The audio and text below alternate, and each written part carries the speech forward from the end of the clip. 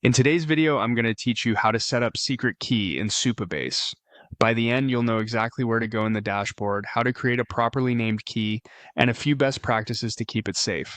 Start by signing into your Supabase account and opening the dashboard. From here, head to your projects area.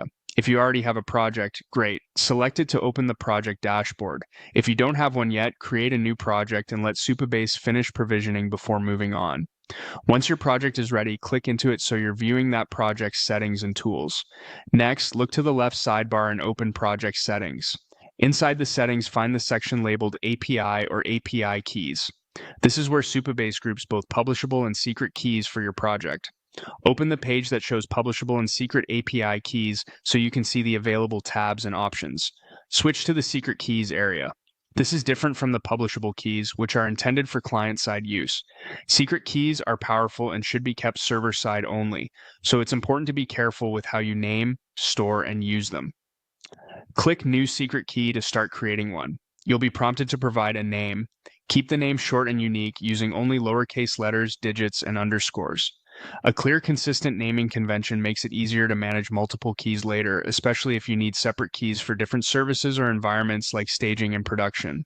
Add a description that explains what this key is for, such as the application or integration that will use it.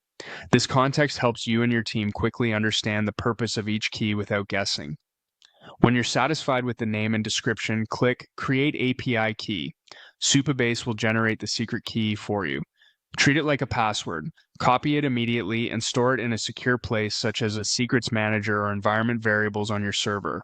Avoid sharing it in chat, embedding it in client-side code, or committing it to version control. If you believe it's been exposed, return to this page to rotate or revoke it and create a new one. That's it. You've set up a secret key in Supabase.